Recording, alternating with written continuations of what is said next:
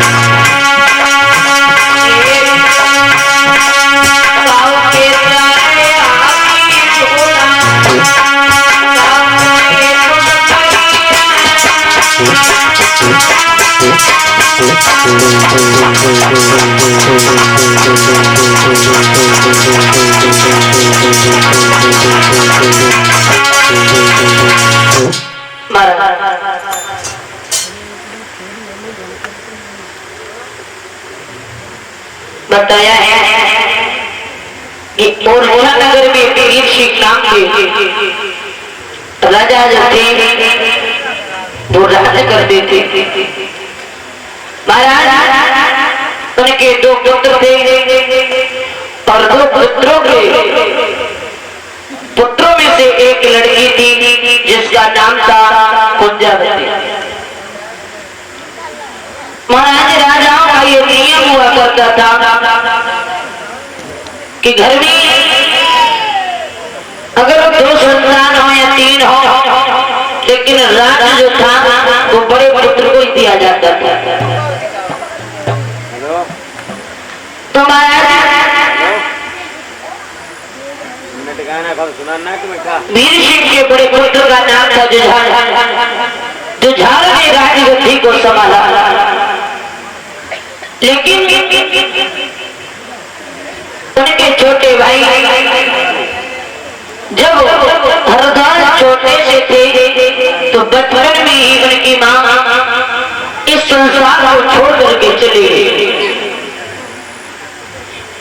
धीरे धीरे जब जुझार भी बड़े हुए हैं, शादी होकर के जब घर में पत्नी आई है तुम्हारा भाभी जो है ना हर दौर का ऐसे ख्याल रखती है जैसे माँ एक अपने पुत्र का ख्याल रखती है।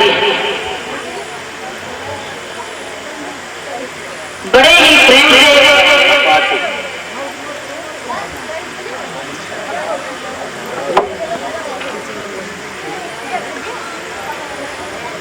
रह रही, लेकिन याद रखना हमारा धीरे धीरे जब हरदौल भी शादी के योग हुए तो जुझार ने सोचा कि मैं अपने भाई का विवाह तय कर दें। तो जब हरदौल से सलाह ली है तो हरदौल ने कहा कि भैया मैं आजीवन ब्रह्मचर्य का पालन करूंगा और भी विवाह नहीं कर सकता। तो हरदौल के बड़े भाई ने सोचा कि आखिर में छोटा पुत्र है, भाई जो होता है वो पुत्र के समान ही होता है। माँ बचपन में छोड़ करके चली गई, मैंने एक माँ के समान उस बच्चे को प्यार दिया। जैसे माँ अपने बच्चे को प्यार देती है वही मैंने प्यार अपने भाई को दिया। कहा है कि जैसी तुम्हारी इच्छा, अगर तुम्हें विवाह नहीं करना है तो कोई बात नहीं, तुम आजीवन ब्रह्मचर्य का पालन करो। लेकिन महाराज जब हरदौल महलों में रह रहे हैं उनके बड़े भाई जुझार राजपाट में लगे हुए हैं। तुम्हारा याद रखना कि चुगलों से हमेशा सावधान रहना, क्योंकि चुगला को तुम अपने हृदय की बात बताओगे ना वो फिर भी तुम्हारी बात को नहीं मानेगा। तो बताया है भैया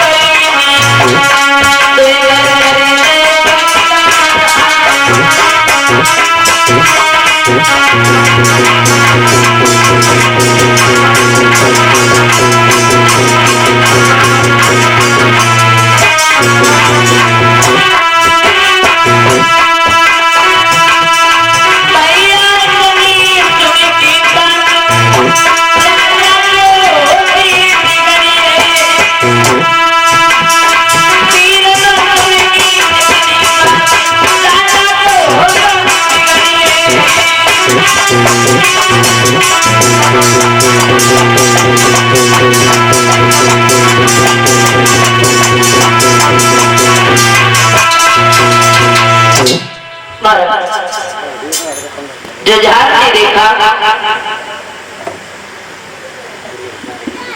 कि मेरा भाई जो है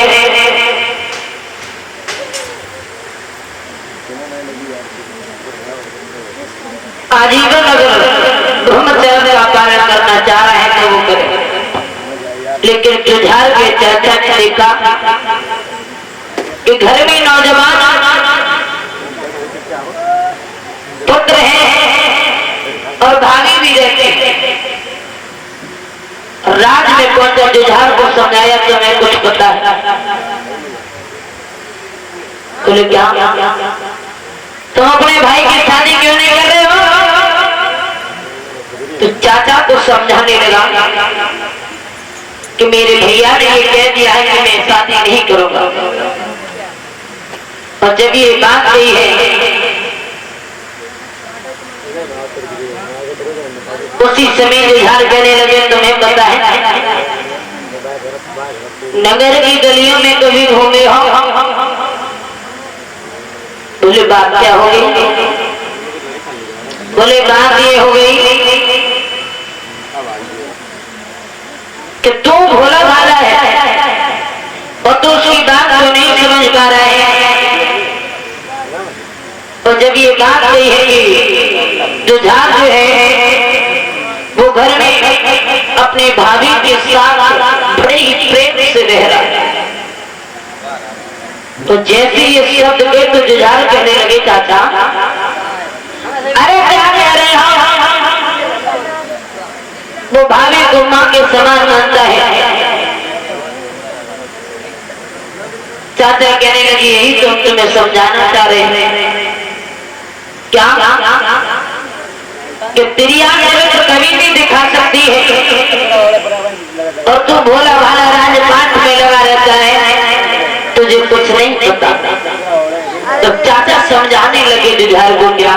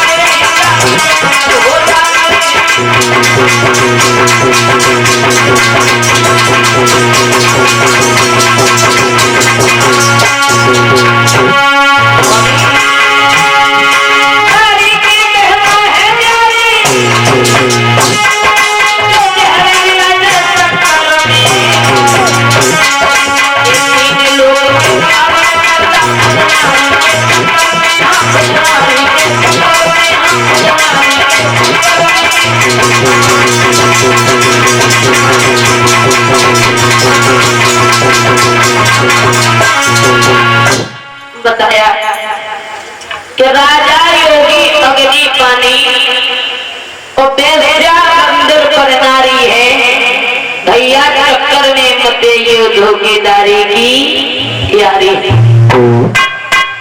पर नारी झूठी पत्तल है और जिस पर वो तालल जाते हैं और नारी ही वो नागिन है जाई पे कत्ल हो जाते हैं। नारी की महिमा है न्यारी जो जहर मिलाए दे शक्कर में और 3 लोक के पालन करता खुद नारी के जब समझाने लगे चाचा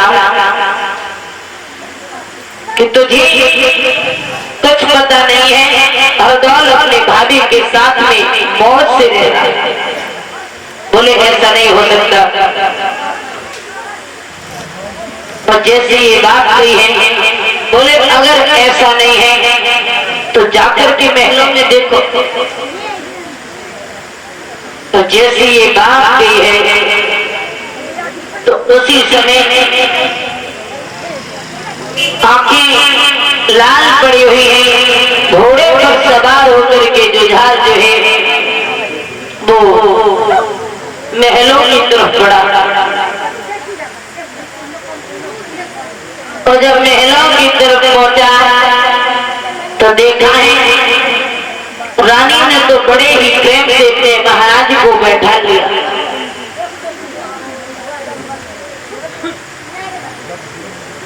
और जब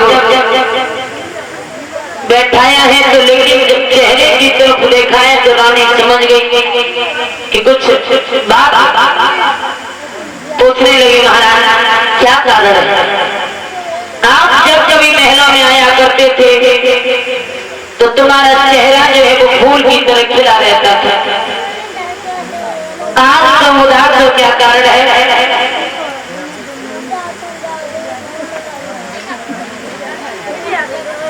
और जब ये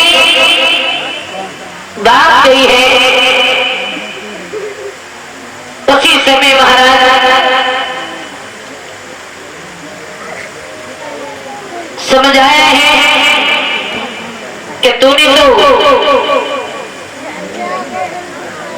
गांव मोहल्ले में कहीं मुख दिखाने के लिए नहीं रखा। बोले बात क्या होगी महाराज? बोले बात तुम्हें पता चलेगा कि क्या बात हो गई। अरे तुम महलों में रहती हो, देवर के साथ में मौज उड़ाती है। हाथ जोड़ जोड़ के रानी कहने लगी ना, अरे क्या कह रहे हो?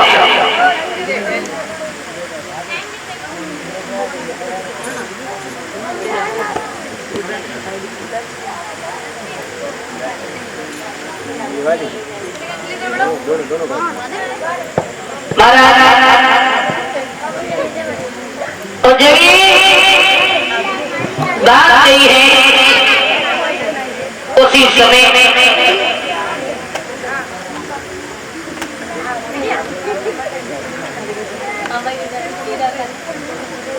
बहुत समझाया है, लेकिन रानी की एक भी बात पर महाराज ने ध्यान नहीं दिया और कहा है कि अभी जब हरदौल महलों में आए तो याद रखना से जहर देकर के मार देंगे, और अगर जहर देके नहीं मारा तो समझ जाएंगे कि तो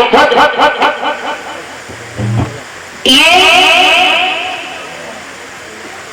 चाहती है कि गांव में बदनामी हो रही है। चाचा जी जो कह रहे हैं वो सही कह रहे हैं।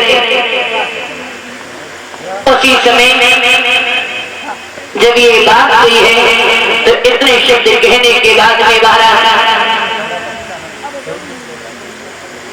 जो झांकी जो थे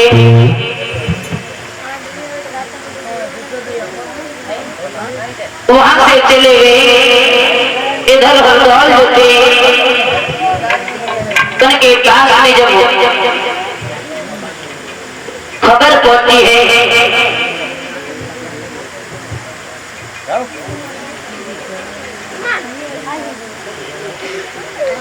जब खबर पहुंची बड़े ही प्रेम से हरदौल ने उसको अंधेर बनाया और घोड़े को तैयार किया है। घोड़ा जो था वो महाराज आगे को कदम नहीं रखता है। हरदौल कहने लगे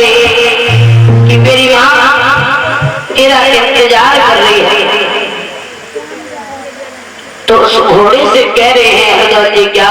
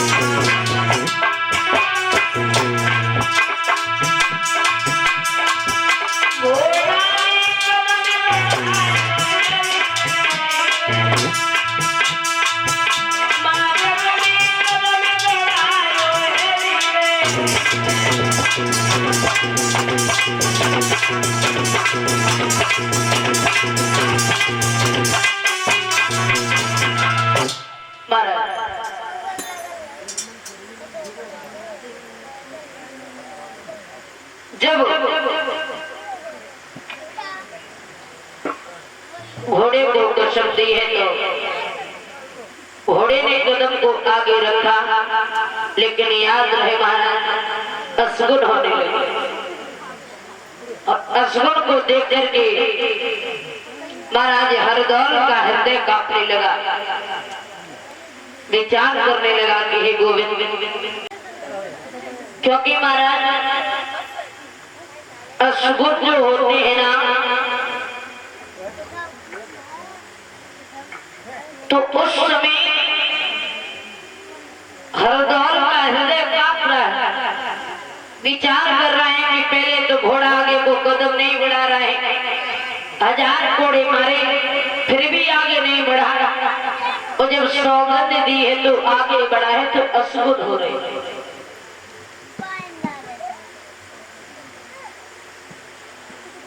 घोड़ा जब महल में पहुंचा, उसी समय भाभी के जब पास में पहुंचे ही तो चक्कर के पूरी बात बताई। भाभी के नेत्र जो है वो सूजे हुए थे। हरदौल समझ गए, कहने लगे भाभी, अरे क्या बात है,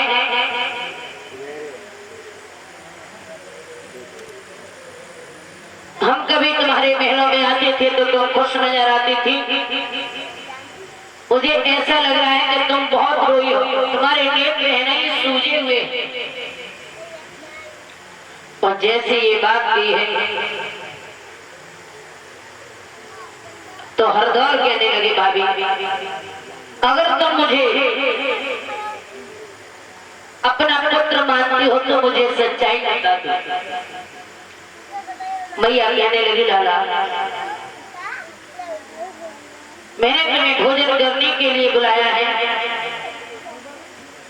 हरदौल कहने लगे, नहीं भाभी, बात तो कुछ है और आप छिपा रही हो। तो उसी समय भाभी कहने लगी, लाला अगर तुम जीवित रहना चाहते हो तो आप यहाँ से भाग जाओ, कहीं दूर जाकर के रहना, मेहनत मजदूरी करके भोजन का पान करना। हरदौल कहने लगे, भाभी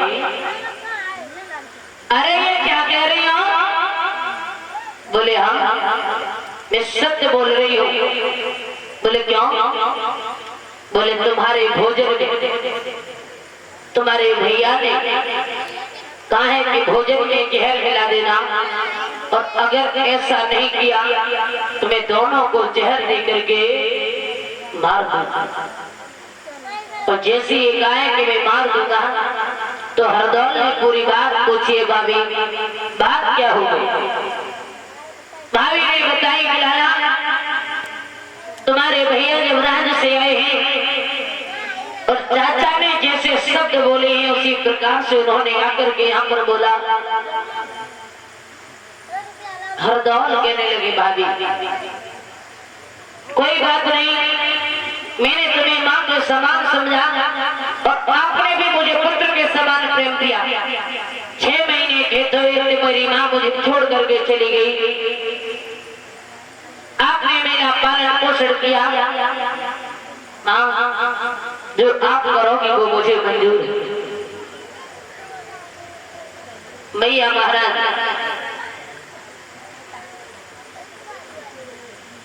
जैसे ही इतने शब्द सुने हैं, मैया कहने लगी, लाला मैं जीते जी तुझे अपने आंखों के सामने भोजन नहीं करने दूंगी। हरदौल कहने लगे, भाभी तुम अपने पतिव्रत धर्म को निभाओ और जो भैया ने बोला है आप क्या करो, हमारी चिंता नहीं करो, क्योंकि महाराज अगर तुमने भोजन नहीं दिया तो तुम हमसे पहले स्वयं मारी जाओगी। इधर जब हरदौल ने ये शब्द कहे हैं तो मैया बेहोश होकर के जमीन पर गिर पड़ी।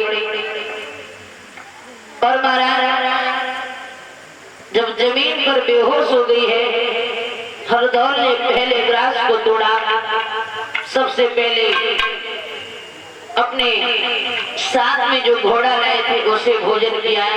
तो जब भोजन कराया है तो कुछ समय के बाद में वो घोड़ा भी उस संसार को छोड़ करके चला गया। इधर जब घोड़ा की मृत्यु हुई है, मैया बेहोश पड़ी है, ध्रुव ने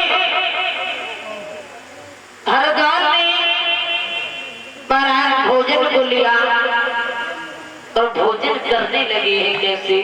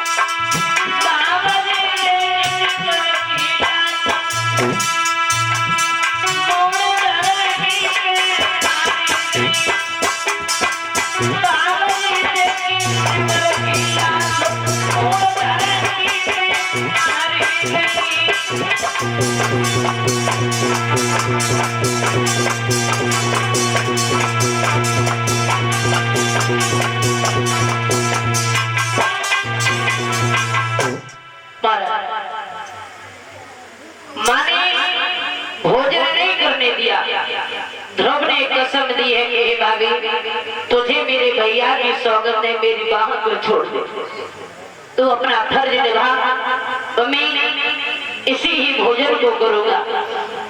मैया को मूर्छा आ गई, जमीन पर गिर पड़ी।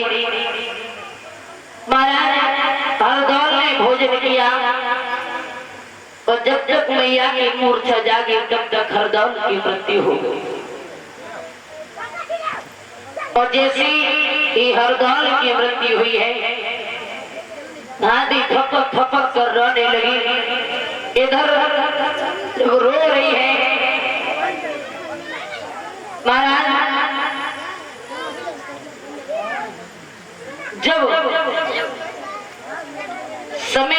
एक दुआ है।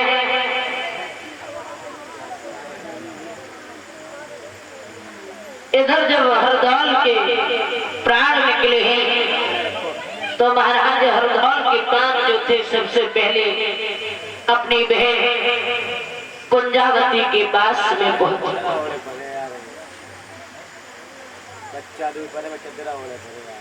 तो जब महाराज कुंजावती के पास में पहुंचे हैं,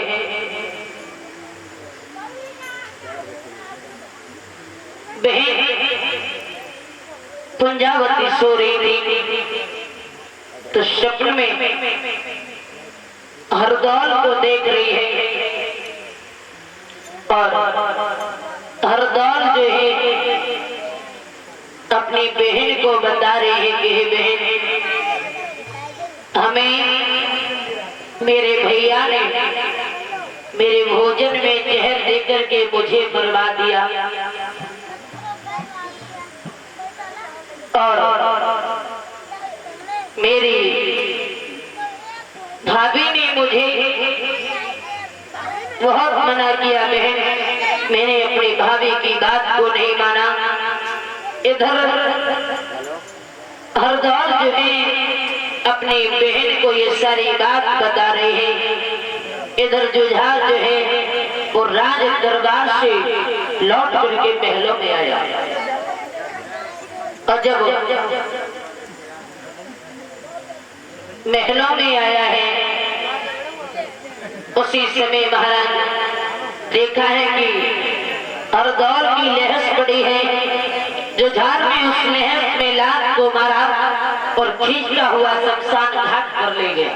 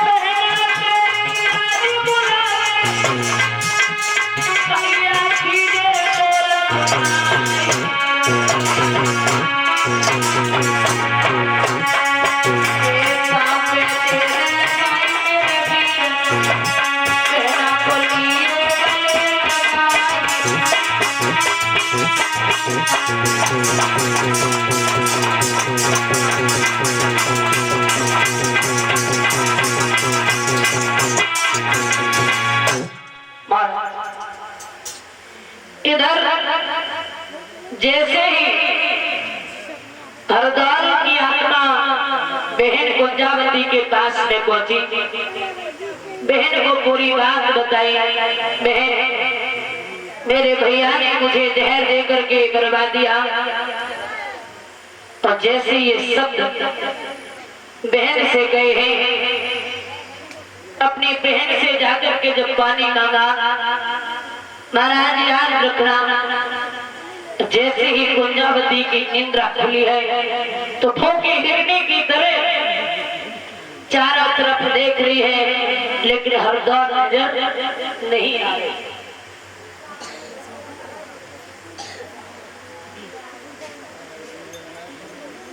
महाराज, जब ये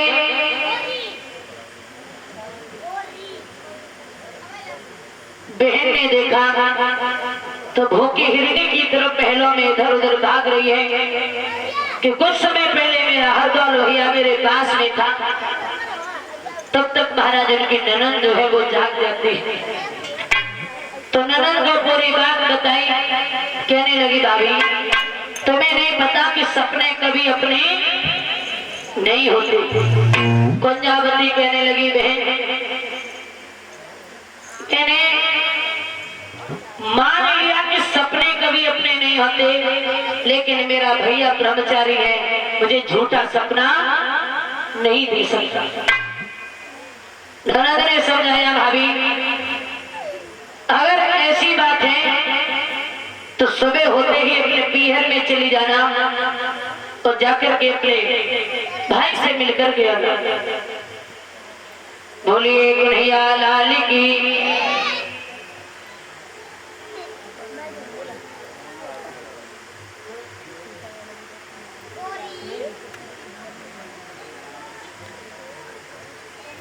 इधर जब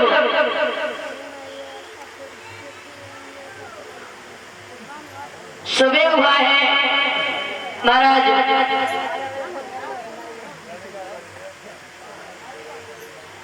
महलों में आई है। पीहर जाने के लिए महाराज कुंजावती जब घर से निकली है तो अब सगुन होने लगी। चलते चलते जब महाराज अपने पिता के यहाँ पर पहुंची है तो देखा है कुंजावती को देख करके नगर वासियों ने अपनी गर्दन को नीचे झुका लिया। बहन आई है और जब जुझार से कहा है तो जुझार ने अपशब्द गए, और जब जुझार ने अपशब्द गए हैं तो बहन कुंजावती अपने जब महलों में आई है तो धीरे धीरे समय व्यतीत होने लगा। कुंजावती की लड़की जो शादी के योग हुई है, विचार करने लगी कि मेरा भाई जुझार जो है वो भाग लेकर के नहीं आएगा, लेकिन मैं अपने मरे हुए भैया से भाग मांगने के लिए अवश्य जाऊंगा। और जैसे ही महाराज शादी का समय निश्चित हुआ है, घर में मंडप गड़ा हुआ है, सखियां आ गई और बहन कुंजावती से कहने लगी, दीदी मेरी बात सुनो।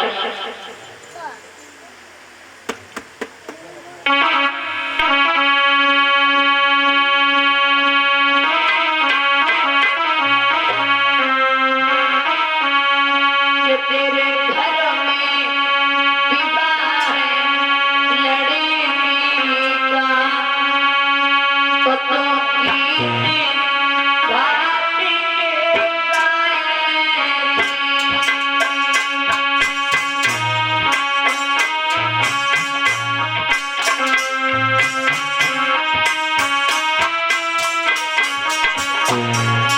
सखियां कह रही है कुंजावती से बहन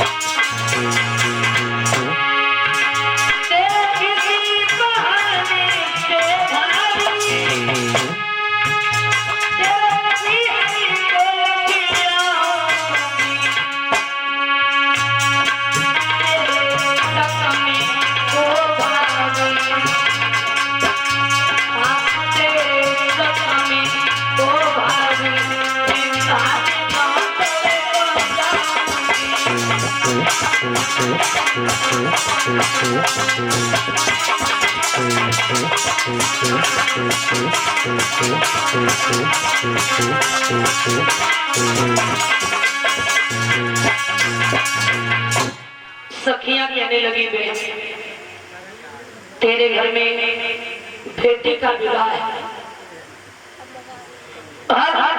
तो अपने जेठे भाई से भात मांगने के लिए चली जा तो तेरे साथ में मैं भी चलूंगी मैं इसी के बहाने तेरे पीहर में घूम करके आ जाऊंगी। महाराज कुंजावती ने अपने भाई के लिए चिट्ठी लिखी है कहा है भैया मेरा प्रणाम स्वीकार करना नगर और जाके रहने वाले मेरे बड़े भाई हमारे घर में मेरी बेटी का विवाह है और आप समय के अनुसार हमारे यहाँ भात लेकर के उपस्थित हो जाना। और जब ये पत्र ओरछा में पहुंचा है उसी समय जब जुझार ने पढ़ा तो उसने भी एक पत्र लिखा है कि हे बहन कुंजावती मैं तेरे यहाँ पर भात लेकर के नहीं आ पाऊंगा तो तेरा तो भाई हरदौल है जा अपने मरे हुए भैया पर भात मांगी। तो जब ये खबर कुंजावती को लगी कि हमारे भैया जुझार ने ये कहा है कि तेरा भाई जो है हरदौल और वो मर गया जहाँ मरे हुए भैया से भात मांग करके आ जाता। जब ये बात हुई है कुंजावती के नेत्रों से सुधारा बहने लगी विचार करने लगी अब कुछ भी हो जाए मैं अपने मरे हुए भैया से भात मांगने के लिए अवश्य जाऊंगी। अगर तुझे भात पहनना हो तो मरघट पर चली जा और धाक मांग करके आ।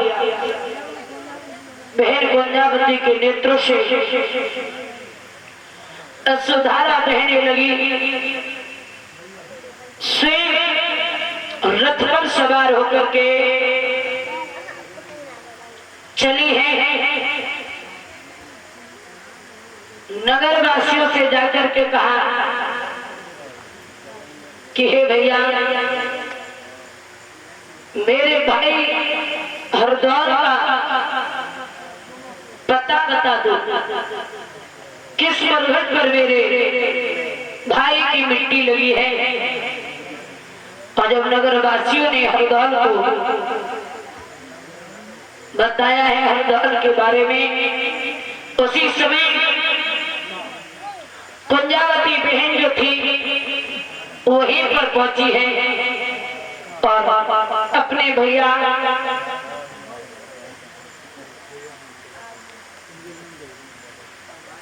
हरदौल से आवाज लगाने लगी, भैया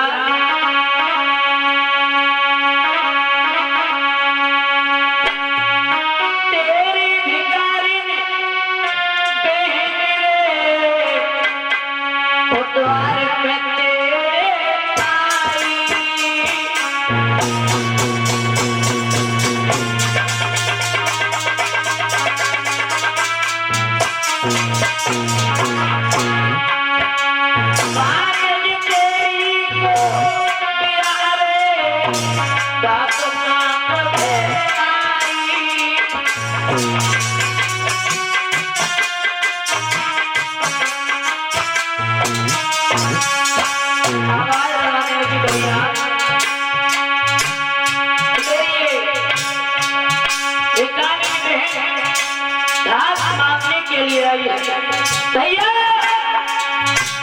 अपनी बहन को आवाज सुनाओ ना। जब हरदौल की आत्मा जो थी महाराज वहीं पर भटक रही थी, बहन ने जब भैया के शब्द नहीं सुने तो हुआ क्या?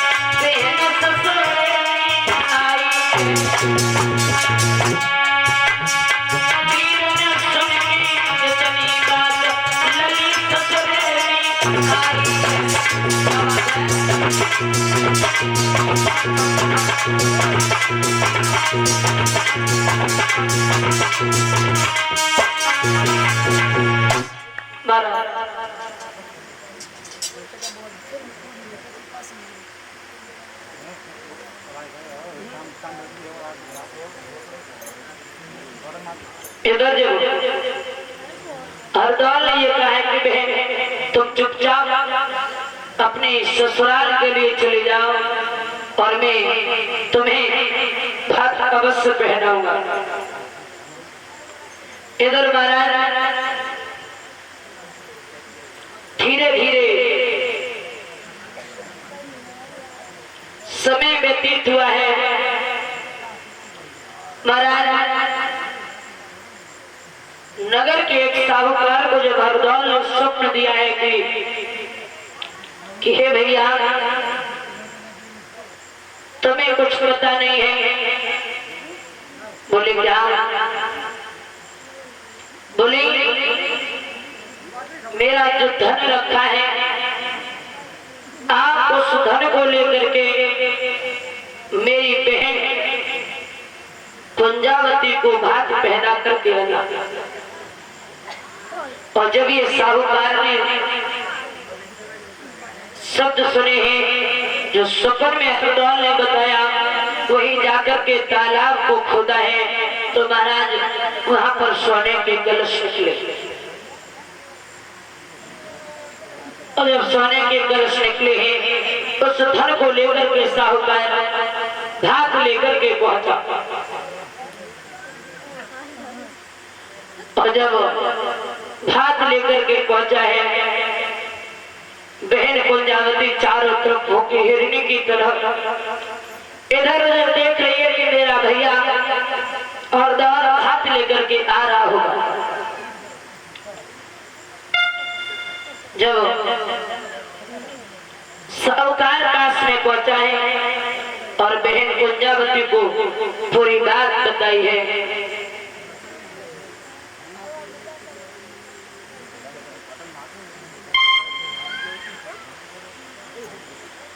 साहूकार ने पूरी बात बताई। बहन मैं तुम्हें भात पहनाने के लिए आया हूँ।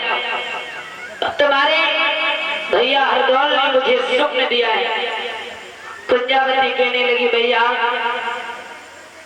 मेरा भाई हरदौल तुम्हारे पास स्वप्न देने के लिए चला गया और मेरे पास भात पहनाने के लिए नहीं आया।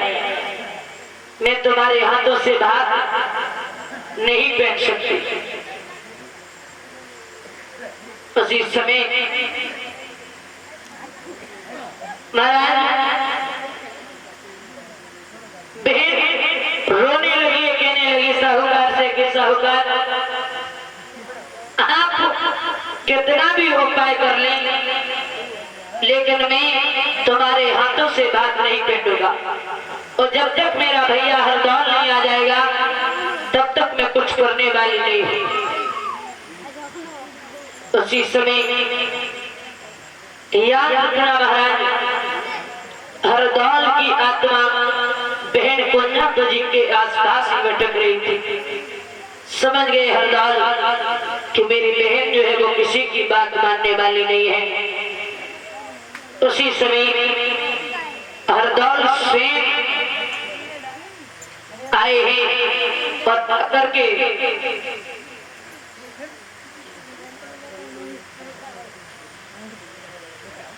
अपनी बहन को भात पहनाया है।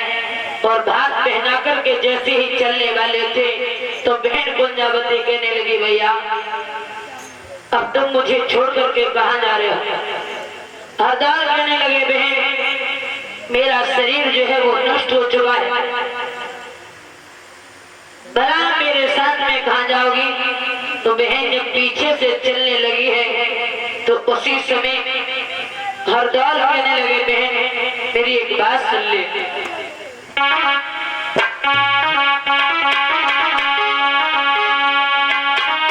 तेरे महल में लगी रही आग में कि बहना मेरी प्यारी